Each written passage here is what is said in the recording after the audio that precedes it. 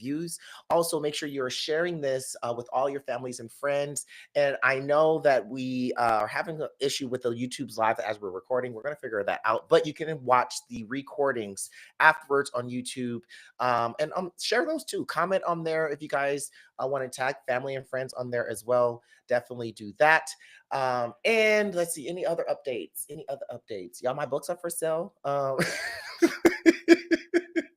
I invested $15,000 on this second book. I've only made about like 3,000 back. So y'all need to start reading. Oh, that's what I was going to say.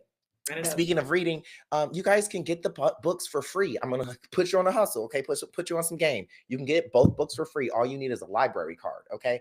Get your library card, go to your local library, and then request both books. They will actually submit a request, and then they will purchase them from my publisher. So you can get them and read them. And then also, what's cool about that is that they stay in your local library. So not only can you enjoy it, but other people can enjoy it, and they can educate themselves on the foster care and adoption system. And I think it's just brilliant. It's a brilliant idea. It's our tax dollars.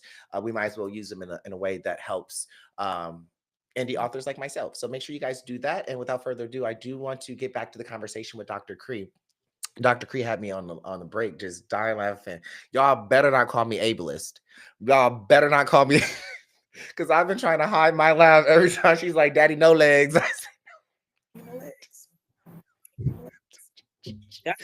Do not cancel me, y'all. So, Dr. Cree, before the break, we were talking about how practitioners in support of adults can design programs and meet and support youth. What kind of ideas do you think that we need to be thinking about, and programs that we need to be building that can, kind of be a safety net for these children that need it? Absolutely. I think about my own experiences and what carried me through, right? When I think about my experience versus my brother's experience, for instance, we grew up in the same home, experienced similar trauma, seen very similar things. What was the difference for my outcomes versus his outcome? And I would say relationships. Mm. And if I'm talking to youth, I will say your openness and your willingness to create relationships, tend relationships, and open up about who you are, not to be embarrassed by your circumstances, because it does not define you, right? Those are your parents' choices, right? So, guys, in hood, what she says is closed mouths don't get fed. That's what she's saying. Closed talk to mouths people. don't get fed. Talk to people. Tell them what you need and what you're going through. I had multiple people step in where my grandmother could not, right? And so I had one mom who would take me home every day from school. And after a while, I would say, "Could you?" And she said, "If you don't stop asking me, this is your." And don't you always feel like you Yes. owe them? Yep. Like, even so I've similar. You know what? And you just put it in perspective for me. I've always said, people always ask me, "How did you survive and your siblings didn't?" And I always said, "Oh, because I had people. I had certain people." But what that was relationship building. I had built relationships, and I never thought about it that way. Yep. I had built successful relationships with people, and the reason I didn't think about that is because my whole time in being adopted, they tried to diagnose me with RAD. I had RAD. I had RAD. I didn't have reactive attachment disorder. I just didn't want to attach to you because you were crazy as fuck. Like, I don't with you. You know what I mean, right? Like, and that's it. It's figuring out who are your people. And I'm not saying tell your story to everybody. Everybody doesn't have to be in your business, but as a youth, you have to be active in your seek. You have to be active in finding those people that can give you the emotional support, throw you a couple of dollars every now and then, or buy the things that you need to feel normal as a teenager or whatever the case is. And I would say for adults, is to be open. I always say when I design programs, right, what your office looks like matters. I've got a PhD. You'll never see my degree on the wall because it doesn't matter. We are level. When I design my office, my desk, my back isn't to you. There's not a desk between us. It is open. I want to embrace you. I want to be with you in space together. And those are the things that matter. When I used to work in youth programs, the door was always open. Miss Lucretia, are you busy? Never. What's up, baby? You are always open. When those kids got out of school, baby, I'm roaming the floor. And I am and on there's the even floor. deeper psychology in preparing your space to work Yep. with trauma, because one thing that I noticed that a lot of folks when I was a kid, or even what I suggest to a lot of people who work with kids now, I say turn up, especially at schools, they have that horrendous overhead light. I was like, you gotta turn them off. Because Get my some eyes get hurt. it hurts. And then also for me as a kid, it feel like you're always in the spotlight. So when I'm trying to present something to you, or if you're trying to help me be vulnerable, it's easier for me to do it in a dim space because it feels a little bit softer. It feels a little Yep. bit more safe, right? Have like a little one of them little fake fog machine things with a little aroma on it. Have that going, some metal, The some little water. jazz, so put some Mm-hmm. ambiance, Yep. because then like it really will help a child. And also, like, as you can see, for me, I'm color reactive. My personality, if like my friend who are beige friends, I hate going to their house. It's just like there's no personality. I get depressed in there. You come to my house, I got color everywhere. Everywhere. Every room is a different color, different vibe, different theme, because I react to color. So like your environment really does matter. So I'm really great that you brought that up. And I hope that the professionals are listening, right? Y'all need to start putting some effort into your environment to where you're trying to heal. If you don't have a healing environment, how are you going to do any healing? And it's your modes of communication. So I used to have all these different ways where folks could communicate how they're feeling. So whether it's a whiteboard with markers there, they could just come by and leave me a note. There were post-it notes always on my desk, so I would get cute little notes or something like that from young people, or like a pin board. You ever had a chalkboard where they had all the magnets on it where you can create Mm-hmm. sentences. So Yep. you just know the vibe in your area, and you always greet people by their name. You always greet Mm. people about this. So there are tips that you can have to make your environment much more welcoming for young people because you don't know what they're going through. And the other piece of it, I would say, don't assume. I learned so much from my young people. I learned so much from my young people just by asking the questions. And I always say, stay curious, right? Mm. Because in order to make change, and I'll tell you about one of my hardest students, and I'm going to reach out to him after this. That baby didn't want to do nothing. He didn't want to do anything. Right? He would come and just fight. I don't want to do anything. I don't want to follow directions. I don't want to do well in school. I need to help my family, whatever the case is. Okay. And one day I was like, hey, I need you to go to, this particular class. I don't want to do that. And he was cussing me out, telling me every which way. I don't know. F you this, and you can't tell me that. And, you know, you know, bucked up and all that kind of stuff. Mm-hmm. And he ran out and I followed him. And when we got to a place that was safe, I hugged him Mm. and I didn't let go. And I told him it's okay, that there's nothing you can do to me today that will ever make me not like you or not love you. And so from that point on, we changed our relationship. And I will say that you don't throw the actions of Tuesday back at them on Wednesday. Wednesday's a Mm. brand new day. You deal with it in the moment. And Wednesday's a brand new day for us to show up because we all make mistakes, adults included. The amount of times I say sorry to my children, right? I want to be the example that saying I am sorry, acknowledging, So and what do you say? I had this lady on Instagram. I don't know if you follow me on Instagram. I started I building my do. Instagram platform. It was crazy, but I had this lady on Instagram, and she's foster mom, and I was, because I teach about, like, I'm a realist. I'm not gonna sit here and be like, oh, foster care. I'm like, you have to be a strong person to foster traumatized children. It is hard, and they're like, well, what, you're against foster care? I'm like, no, I'm just against people just doing it for the money and not being prepared because they end up harming children further. So this lady was like, we're talking about kicking children out of your home, and when is it appropriate and when is it not. And she was like, if they don't respect me, if they're I saw that. rude, I'm kicking.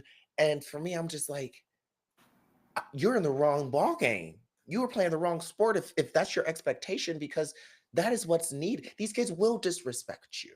And it's going to be over and over and over until you start to build rapport with them so they know, one, you don't play that. And two, even if you try to play that, I'm still going to be here. It is a survival tactic to protect themselves, to push everyone away, because the people that they have tried to trust, starting with their parents, have disappointed them. So if you understand that, you're just a random lady that my social worker put me in the house with. I owe you nothing. Nothing. I owe you nothing. Not respect. Not I'm not gonna respect you, your home, or your wishes. And but what I can do is follow some rules, possibly, right? I can have a conversation with you. And if I do get, difficult, which I probably will as a child who's gone through trauma, I'm gonna need that person to be there with me. I had my one of my last foster parents, her name was Miss D. And I remember she was kind of like you were you're explaining. Like I used to kick holes in her wall, just like boom.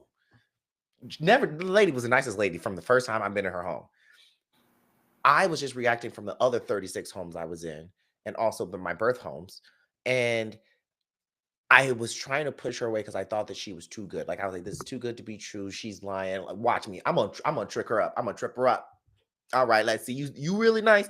That lady was like, all right, Carlos, let's go to Home Depot. Let's fix this She up went and together. we went and had McDonald's. We had she taught me how to fix a wall, and she was like, we'll just keep fixing walls. But That's then she it. also said, but it's coming out of your allowance as well. Like I'm not Right. paying for this. So you do get your, and I just, that was the biggest thing. She gave us our money from foster care, like a portion of it. And she would let us spend it on toys, clothes, do-rags, whatever we wanted. But then I started to connect to like, oh, I'm not going to get what I want in the long run, and she's not going to be mean. So stop trying to push her buttons. She's going to be she was consistent. It was consistent. And then I started to trust her. And then Yeah. I just knew like, hey, she has my back, and I'm gonna follow her rules. And that's where the respect and the rule That's following comes in right there. relationship before rigor. Yes. That's it. I can't be a mentor to you. I can't teach you. Like you're looking at me like, who are you? Why am I listening to you? Why am I here? I'm so upset. I'm mad. You've got to break down all of that before you can get to, okay, now how are we going to make this world a better place? How are Mhm, you going to contribute to the world?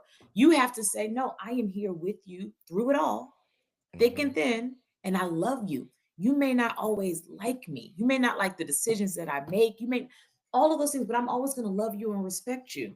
Mhm. And that's what they have to feel before you can do any of the other stuff. So if you're trying to Absolutely. focus on getting them to college, it's not going to happen unless you have a relationship. If you're trying to get them to get a job, to do their chores, it's Mhm. not happening until there's that respect factor and they can trust you. Same thing goes for my niece was here for about a year, and her mom allowed her to be sexually active at a very young age, like Allow. 10, 11. So we got her at 13, and it was my husband's very old school. He might be a gay black man, but he's very like 56-year-old black preacher. Poor girl. Like I was like, girl, let her wear some booty shorts and a crop top every once in a while. Like he was like, either a crop top, high waisted. No, I don't want to see no skin. I was like, bro, like it ain't that serious. But then what I understood what he was saying was he wanted to teach her some type of structure, so then she understood herself.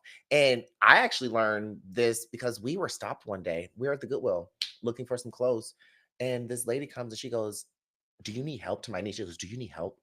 And my niece was like, "What?" And my husband was like, "Don't talk to her. Why are you talking to our minor child?" And she was like, "She's being trafficked by you guys." To be fair, that was one of the days that my husband just like gave up on arguing and was like, "Wear what you want." And she was wearing like a bustier with some short shorts, and I was just like, "And but the thing was, we had been telling her for weeks, like, babes, we want you to be in control of your body. We want you to be in control of what you wear, but you also have to understand you're a young black woman. Society will see you different. They would treat you differently, and your first impression is your best. Like we're trying to teach her all the things. And I said, and they also might get the different.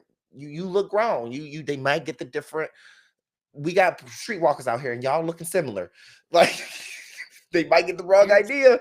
So when the police got called, we had to show them our guardianship papers. Oh, she wouldn't even, she followed us to our car. She called the police and told them that we are human trafficking. Like she really thought that she was saving a child. And the If police I came, and not only was like, she got taught 2 lessons in one day. First lesson, that was her first time interacting with police like that. And she saw her uncle and I, and she was like, Uncle Carlos, like, why did you get so respectful to him? I was like, because we are black and we live in Arizona. Yep. Yes, because she knows me. Like, I'm very much like, bitch, what? I was like, no, yes, sir, no, Yes, sir. sir. Here's this. I said directly, told her, I was like, keep your hands out of your pocket, look them directly in their eyes, answer their correct questions. Don't give them no information they did not ask you. Yep. Just answer yes, no questions, or look at me if you need something. And that day, the police talked to her, and she was like, these are my uncles, like this and that. And they let us go. And in the car, she was like, so I get what you guys were saying about how I present myself. And after that day, we did not have one issue with her. Life is going And to be she their kind best teacher.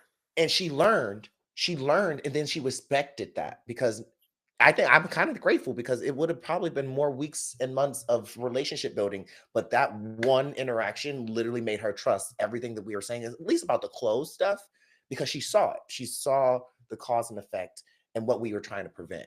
And you don't throw it And in her face after that, right? After that, no. then you help them weave it together, So right? after Like, that, mhm. what I would do is because I would say, all right, so you already know that experience. So when we go shopping, she would show me everything, and I was like, what do you think would be appropriate? And I just left it up to her. And she would Yeah. be like, yeah, she's like, this is cute, but like only like in the house cute or with family cute. I can't wear There this. we go, And because there's I a was like, difference. I have yep. house clothes and I have outside clothes. There's a And difference. she would show me, and I I was like, love and she'd that. learn, and she was like, this is cute, but and then I also then once she started doing that, I was like, now we gotta look. And she was like, she kept getting sheen. I was like, baby, don't waste your money on that. We're thrift shopping. Go get you some old school clothes that are gonna be quality, right? And it was so much growth when she would come home and she was like, uncle, this is a house appropriate, this is school appropriate, this is like go out with friends appropriate. And every time afterwards I would see her outfits and the outfits that I would like, I would say, hey love, uh take a look at yourself in the mirror and ask yourself if you feel comfortable and if you think that's That's it. appropriate. If you think not, I would change my outfit. If you think so, let's go. And there were days where she would look and she was like, this is not appropriate for where we're going. Because I was like, yeah, girl, we're going to a 4-star restaurant. Why are you? But I learned that I couldn't just force her to do it. It had to be her choice. Yep. And She that's why I had like to working make the with choice. teenagers. That's why I like working with teenagers. Most people, they don't want to work with teenagers because they're hardened. They give you resistance, right? Like they know everything. We know, right? And so the idea is that you show up in a way and you give them options, you give them choices, you talk it through. I'm designing a program right now because I'm getting ready to do a tour of talks with girls groups. And I remember it's called Becoming Her. I love that. And it's really about who how do you want to feel when you walk into any room? Right? You were talking about the imposter syndrome. How do you feel when you want to walk in any room? How do you want people to perceive you? How do you want to speak? How do you want to look? How do you want to feel? Envision that woman and every day work towards being her. Hmm. Right? And it's that idea is like, and if you've never seen it, now you have to seek it. I Hmm. remember a friend and I, shout out to Lakeisha, we were in high school, we were in ninth grade, didn't know anything, and her mother is polished. And we were talking about the kind of woman that we wanted to be. We went to the library and got books. How to become an elegant woman. I mean, it was just it was funny and silly, but it was the start of becoming her. I would see women that had a certain kind of air when they walked into the room, a certain kind of confidence, a certain kind of swag. And I'm like, I like that. I like their humility. I love really soft spoken, like kind women, because I am not soft spoken at all, but I admire that so much from other women who really are, but can still command a room. And so if I'm like looking at you and you're talking like that, I am just enamored by it. So I would pick these things from women that I loved and enjoyed, and I became her. I Right. And love so the that. woman that you see today was shy when I was 8 years old. You couldn't get me to say anything. Honey, I would read my book and I would do my work and I would go sit down. I didn't have a lot of friends. I still don't today. I got enough friends. But I would just be so closed off and quiet into myself. And that is not the woman I am today. Because I saw it in people that they showed up with energy and they had this light about them. Shine your light, right? Shine And your light. so that's what it was. And I built this person that you see before me. And people were like, well, you shouldn't really be changing yourself. And I'm like, but these are all things that I wanted to do. Yep. You have to be intentional about your actions. You have to be intentional about how you show up to places. So I love that example. Sometimes you have to learn by example. And you're there not to ridicule them. Well, I Nope. told you you shouldn't have been walking around with them booty shorts on. It's like, see, baby girl, don't you like that response? Yep. And I didn't even after the police thing, we didn't even say anything. I was like, what's for Yeah, lunch? And she was right. expecting us to be like yelling. And I was just like, what are we having for lunch? And then after like 10 minutes, she was like, so I think I understand why. Cause I wasn't even, girl, either you picked it up or you didn't. She picked it up. I was like, Because this is yeah, that's clear and in your face, right? mhm, So absolutely. And I love working with teens and young adults who are like that's right on the edge of independence, but because they that's still the need most guidance. important age. That's Yes. the most important age because sure, everyone when you think of kids in need, everyone's thinking the babies, the toddlers, the night, and not saying that they don't, but there are so many people that are for them and have that concern for them. So many people don't want to bother with teenagers, especially teenagers that aren't related or have been through trauma, or they have to work a whole lot with, right? And those are the but to me, I'm like, those are the people that are about to enter society. Like they're gonna be your neighbors, your employees, like, and you like we these are the kids that we need to prepare right here. And I can understand the frustration, but they need us. Like they really do need secure, inspirational people that'll really take the time and listen to them. So what other type of programs? I know you were talking about her program. What other type of programs or ideas can you give to adults working with external childcare kids? Yeah, so my day job, I am a nonprofit management consultant, right? And so I take these organizations. My bread and butter is young people and youth organizations, but I really work with any nonprofit.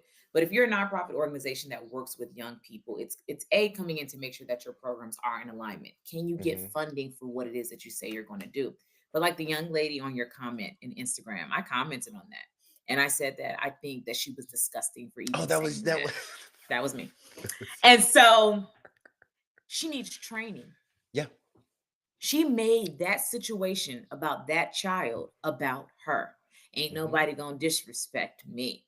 Girl, nobody cares, right? It's not about you in the moment. And I don't think people understand that when you foster, you are giving up of yourself. It's just like your birth child, Hmm. right? I'm not closing the doors on my birth child. You can be disrespectful. I'm gonna call you on. We're gonna come together and we're gonna fix the problem, and then we're going to, go to sleep and start again the next day and fight a new fight, Hmm. but how do you train adults, support people for young people who are, whether they're in foster care or underserved populations in general? There's a lot of people who aren't formally in foster care who need those support Well, services. the thing is, what I've noticed, because I work with adoptive and foster parents, that's my bread and butter is taking the bad ones and trying to give them education. The one thing that I require when I work with adoptive and foster parents is y'all have to unpack your trauma first with the therapist. So before you come to me, I can't train you on anything that you haven't healed from your childhood. So you gonna have to go see a licensed therapist or a psychologist yourself. Work with them, understand your triggers, understand your past, and then you will be able to start to understand and educate yourself on how, because like you don't know what you don't know. So if you don't even know how to work with your own triggers and trauma, how are you going to teach a child how to work with theirs? And the issue with that is a lot of folks don't realize is that how triggering it is. Like for me, when my niece was here, it was so hard. I was so thankful that I had access to resources and people and professionals, because it was so hard seeing her do the exact same behaviors as I did. It was excruciating because I felt her on a level that I don't even think my husband felt. Like the tantrums that we would see, I understood why she was doing it. But then as the adult who's trying to raise her, I now have to figure out like, hey, how do I calm you down? How do I get you to understand that this is not the correct way to get your voice over or to get your light out, right? Or even your frustration.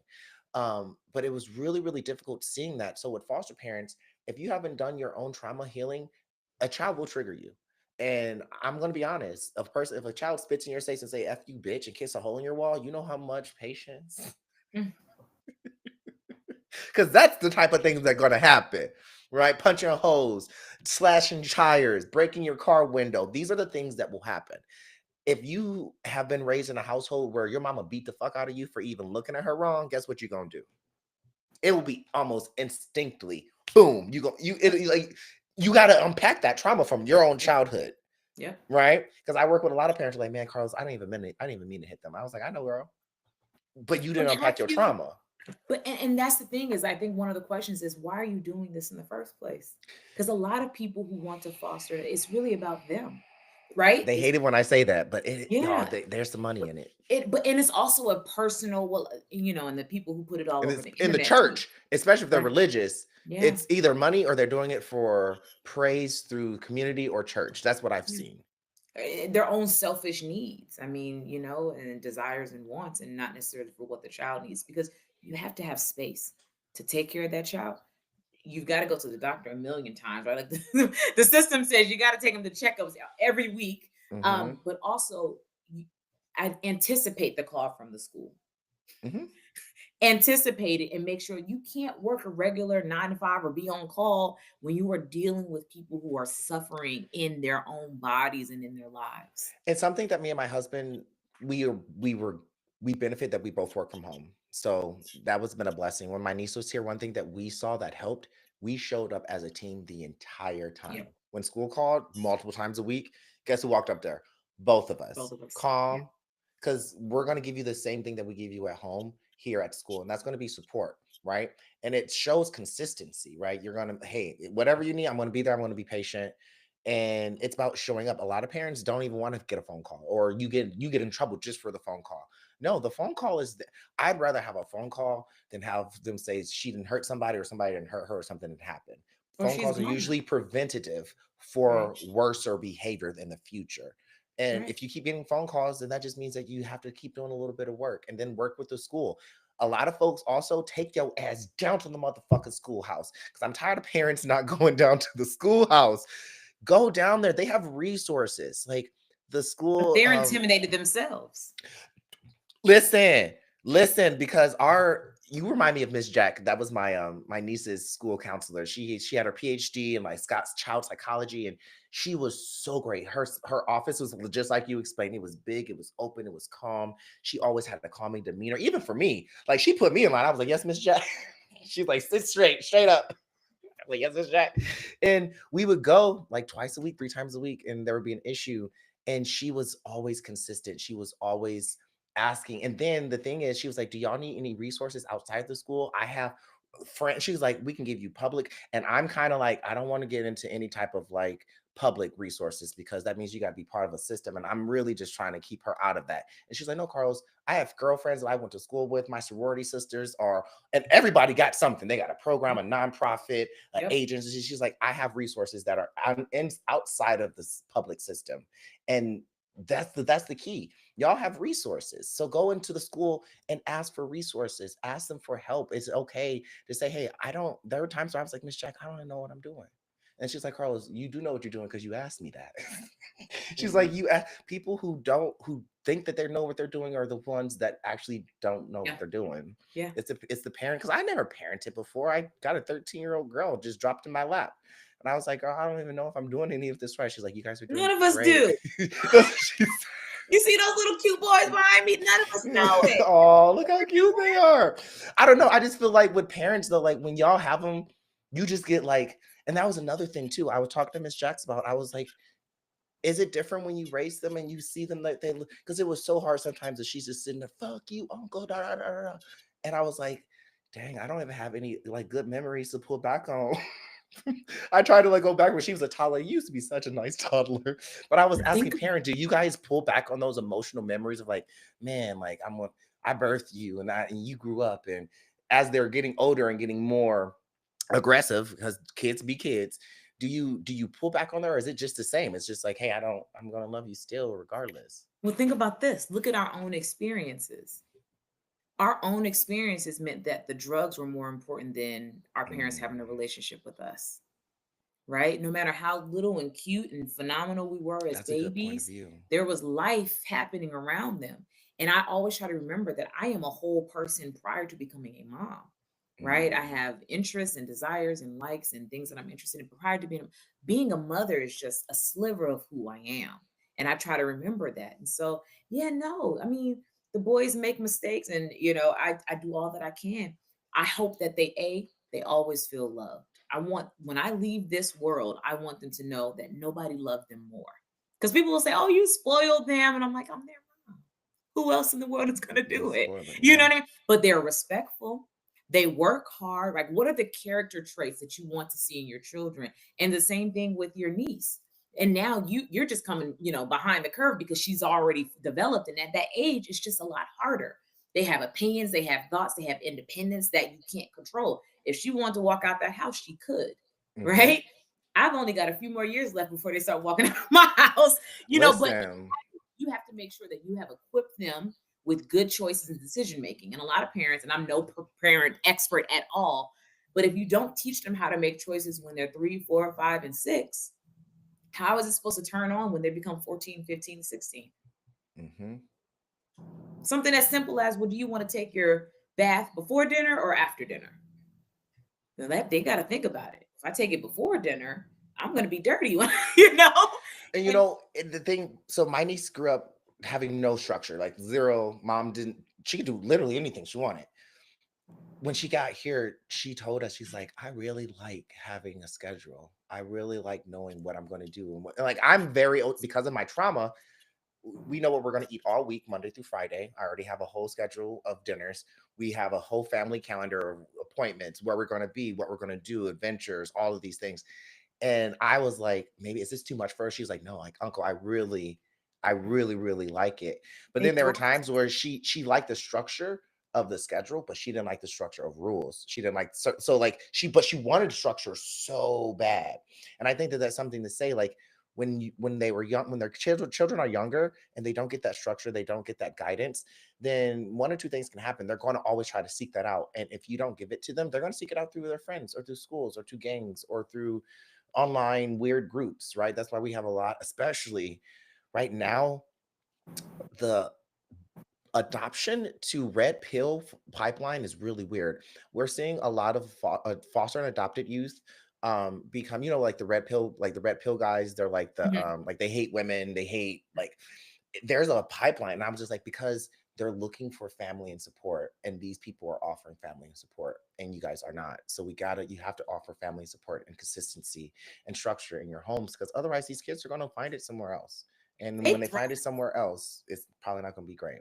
And it's not, what kids thrive in structured spaces, right? That's clear. But I think of this as like a leadership approach. As a leader, I want to accomplish certain things in my team, at my workplace, at my home, whatever. These are the things that need to be accomplished. But I'm going to give you the creative authorship to do with it as you please, as long as we arrive at what the expectations are. Because as teenagers, they want to figure it out themselves. They don't want to be Hmm. told line by line, how do I do it? If they're being handheld like that, that's going to be crippling to them later on in life. But it's to Absolutely. give them this is the direction. I want you to have creative autonomy to get there however you see fit. Here are some boundaries, right? Here's some things to think about and to consider as you're designing your plan and how you're going to. That's how you develop navigational skills in teenagers, because when they become adults, they struggle with it. I also think that that's how you create conversations. So one thing that I learned in one of my parenting courses that I took when I had my niece was, they said, don't overdo your rules. Make them simple. So then, even if it's like, well, what if something's not covered? She goes, then that's how you can have a conversation. So we had like three basic rules: uh, wake up on time, do your homework, no cursing and disrespecting. Other than that, really no rules. So Yeah. then she would be like, "Can I do this?" And she's like, "Is this against the rule?" And I was like, "Well, no, that's not against any of the rules. But do you think that that's appropriate to do?" So then it creates a conversation. So just Yep. because if I have to create rules for everything, I'm not giving you any opportunities to make any mistakes, to learn, or even have a conversation, right? And then we taught her the biggest thing was negotiation. That was a big word in our house. She would want to do something. Her uncle would say no, and I would say, "Did you negotiate with him?" And she was like, "Well, he said no." And I said, "Okay." did, did you ask him if it's negotiable? And she's like, no, but if a no is a no. And I was like, a no is just an answer, which is an answer. But you can also say, is there any room for negotiation? And if he says no, then I was like, then that's your final answer. If you somebody say there's no room, but most of the times there was room for negotiation. And she would ask, and he would like, yeah, we can negotiate. And I think that's another thing. Yes, no is a complete answer, but then teaching kids just straight no and listen to my straight no, I also don't think that that's always beneficial, because you should always be questioning and always be asking and Listen, just and always looking for a different alternative.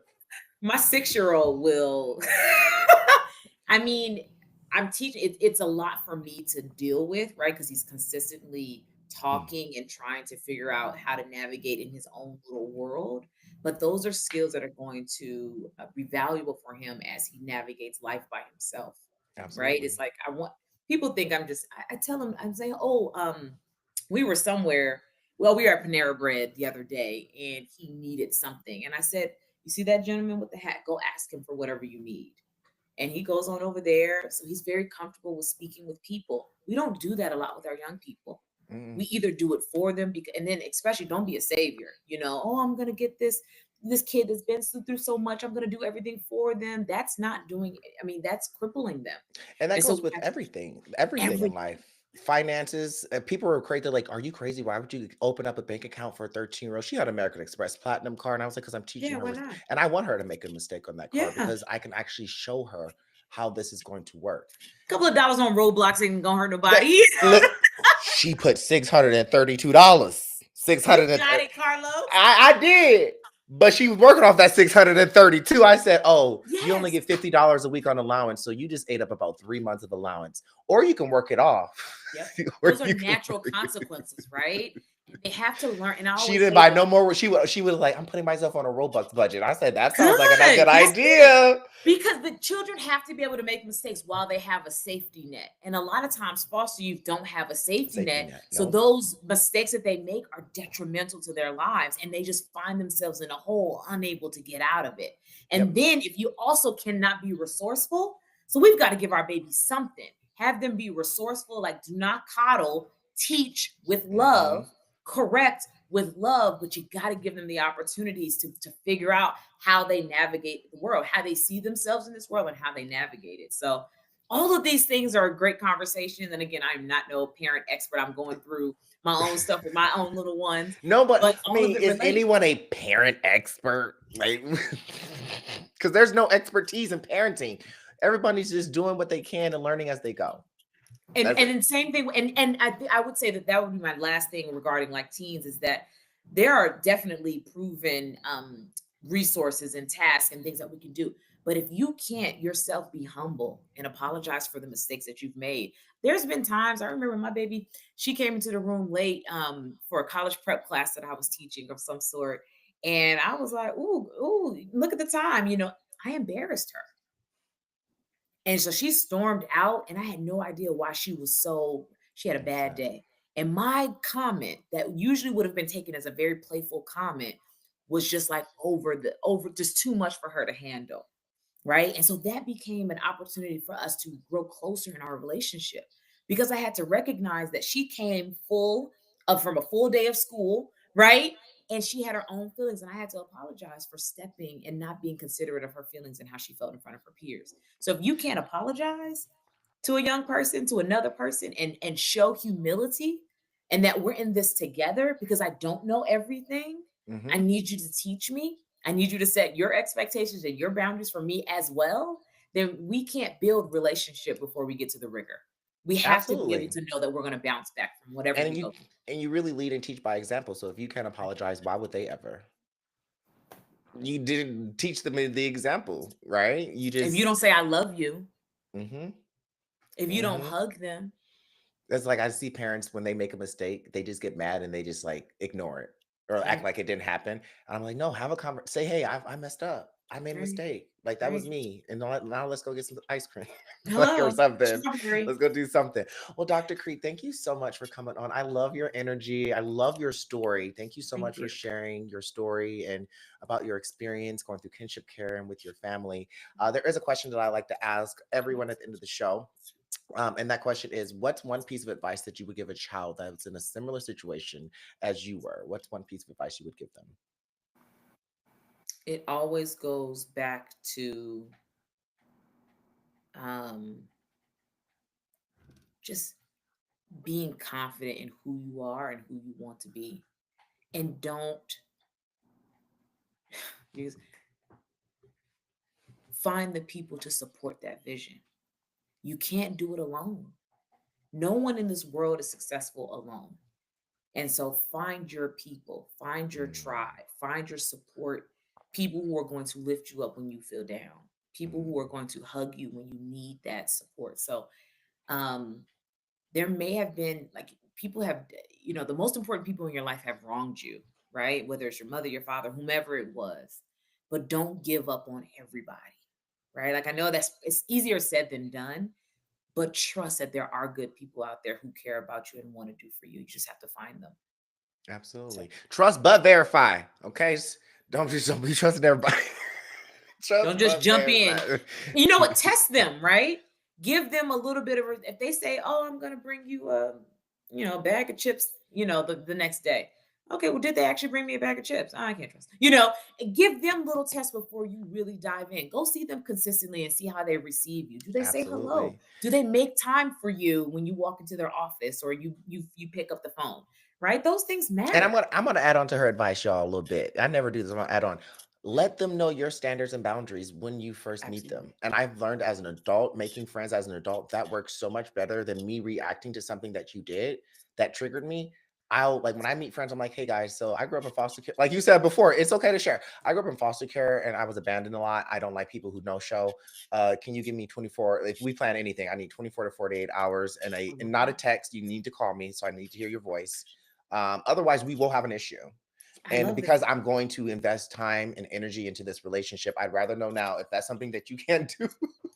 Carlos, I love Let that. me know right I now. love that. I need to do more of that because otherwise I don't have any friends, right? That's why. Because Well, that's what happened. I kept losing friends because I'm just like, yeah. well, that's been. But I'm like, well, she doesn't know that canceling on you is like the worst thing ever in the world. Like my friends know. Like if you're a friend of mine, you know, canceling, being late. Oh, being late. Be 30 minutes late. Be late in any early is on time. On time is late. And if you're late, the door is closed. Listen, I love people. I get energy from people and I love it, but I can't there's certain boundaries that I have and I like that approach of Tell just them being first. Yep. Tell them yeah. right up front. It's like Yeah. kind of date. It's like dating. I see building friendships like dating. You wouldn't you on that first date. I like this. I don't like this. This is what my expectation is. This is where I see my future with you. That's what I do Seriously, with my I'm looking friends. for friends, right? Like I'm looking for friends. Are you available to be a friend? Because I'm not gonna waste my time. And then because I built so many great friendships over like 2-3 years, and turns out we didn't do the work. So a little bitty argument Oof. then imploded the whole, and I just wasted 3 years. I don't want Right? to do all that work, Carlos. Listen, this is a different podcast because I don't have it. I need it to be organic, right? And so I will seek and I will make myself available and I will create opportunities. And if it just doesn't gel, it doesn't gel. Yeah, yeah. Right? Like I really want it to be organic. And I always talk about authenticity. If I have to show up as a different person in order for you to receive me, that's not the place I'm supposed to be in. Exactly. But that's I think that's the beauty of it. If that doesn't sound like you, and I've had friends be like, hey, listen, Carlos, I'm late all like my best friend Zena. I met her on this All right. podcast. No, my best friend Zena. I met her on episode what 30. I met her literally how I met you. She just happens to live in my city. So afterwards, I was like, girl, you're real cool. Like you live in Phoenix. Like, let's kick it. So then we went, and at first meeting, I was like, yo, listen, like, because we already done the podcast. So she already knows my story. So I was like, I don't like being abandoned. I don't like, she's like, Carlos, I'm gonna let you know I'm late all the time. I'm gonna be late all the time. Period. She goes, At I'm gonna least do my 10 minutes. best with you, but I'm late. And then we've been friends for like 2.5 years. She is late every time. What she But told you. she told me, and I had to accept it or not. Right? Like, so Carlos, it's I called love it. expectations and boundaries. She told me, she's like, listen, I understand you got a problem with that, but I have a problem with being on time. But you had to the thing it gave you the opportunity to say I can deal with that because you told me. And that's the other thing is I'm big on is like integrity. Move with integrity Hmm. because I'm going to tell you I'm going to be 10-15 minutes late if we're going Yep. out someplace, And now she takes fashionable. advantage of it. So her birthday was a couple of weeks ago. She was getting a silk press, and I told her because I got my silk press that late when I had got mine the day when I said, "Girl, you have her hair is twice as long as mine." I said, "Get yours done a day before. They're not going to finish it on time the same day." Of course, she didn't listen to me. She got hers started the same day. We're on the way to the restaurant, and it's like one of these fancy restaurants. The steak, they had entrees that were like $150 just for like one little steak. It was very fancy. Mhm.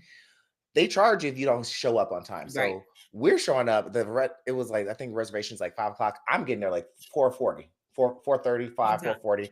She calls me. She's like, "Hey, Carlos, I know you're there. I'm going to be an hour late." Not an hour. Not an hour. See, She and ended up being like 45 minutes late to her own birthday party. But I knew, like, I expected that from her because that's just who she is. And she's like, I'm not worried. I was like, but your reservation? She's like, oh, no. I already put your name on my reservation because I knew you were going to be there before me. Mm. I was like, oh, so you already knew I was going to beat you to the reservation. Listen, can you move that reservation up? An hour is a long time, but no, I appreciate that. And relationships are work. Relationships are work. They don't just happen overnight. You have to tend to them. You have to have the energy for them. You have to nurture them. And so And that's the same thing for young people. Is Absolutely. they too have to show up in a certain way in order if they want to create that relationship with that caring adult. So Absolutely. Well, Dr. Cree, do you have any events going on? Anything you would want to promote? Social media? yes. Anything? So I have this wonderful. Okay, this is amazing. I when I was a teenager and I was going through all my feels, I was 14 and I read this book, Chicken Noodle Soup for the Soul. Have I you love heard of chicken it? noodle soup. I know. Well, I've read. Well, they have a whole series. They have a I've read series. Chicken Noodle Soup for the African American Soul. I've read that one. See, I don't know if that one was out when I was reading, but it was a teenage soul. And that book really just changed my life. It gave me perspective. So I'm doing a little bit of a spin on that kind of energy. And I'm doing a book series on African American stories for girls in particular. So I am doing a Ooh. project and I have a call for contributors for the book project. So if you can go to my Instagram at I am Dr. Cree, DRCRE, I am DRCRE, and you'll see a link in my bio for you to contribute your story. No story is too small. Any story that really has changed your life, and I've shared a lot of them here today. Anything that has made you think differently or walk differently or move differently, what would you want to tell a younger version of yourself, if you Mm. could? And so that's what the story project is all about, is the stories we bear, the stories we tell. And so I want folks to contribute to that. That's going to be super powerful for a young girl, ages 9 to 21. I'm doing a couple of different versions of it, You but know it's what? going to be so dope. You should go back through the old episodes because most of the people who've been on the show, I have their social media linked because there are some amazing women who've Let's shared do their that. experiences and they've already comfortable with sharing it, and then they can now share it. So I would go back through the old episodes I love that. and follow up with them because they have some amazing experiences, and it's like from positive to negative to like jaw like awe inspiring to like just jaw dropping. So, and I love this Yeah. project. I love that idea. It's gonna be so dope. I mean, I thought of myself as a child being very reflective of what was going on, and I don't think everybody has been given that gift. So this is gonna Mm, be a space that gives you an opportunity to think about your own experiences and maybe how they relate. So right. I'm really excited about it and hope that you all will consider contributing. I love that, y'all. So y'all heard her. What is the website again? My website is www.iamdrcree.com and my Instagram is I am Dr. Cree. All righty, y'all. Make sure I will also put those in the link, the captions of this show, and also in all the links when I post it on social media. So thank you so much, Dr. Cree, for joining us and taking This was time fun. and sharing your light and energy and smile and laughter with me. I had a lot of fun. You had a lot of fun. This was I fun. got some ideas too. Also, Listen, if you need some help, because if you need some help on the publishing end, I got some connections. I got let's do it. resources. I got the insider, the insider info. Let's do it. No, listen, it's not easy. It's not easy publishing.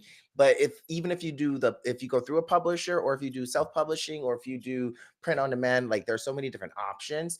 You just got to see what like best fits for you. So I can definitely help you with Yeah, that. And I'm for excited to sure. hear your book. Yes, I'm excited this to is hear gonna this be amazing. series. Yeah, I've got so many Awesome. ideas here that I'm working through. So I just appreciate the space. I knew this was gonna be a blast, and you did not disappoint. So thank you for Thank having me. you. My pleasure. And light shiners, like I say every week, go out there, shine your light, because you never know who you might inspire. You never know who might see you on social media or pick up your book or just talk to you on the street.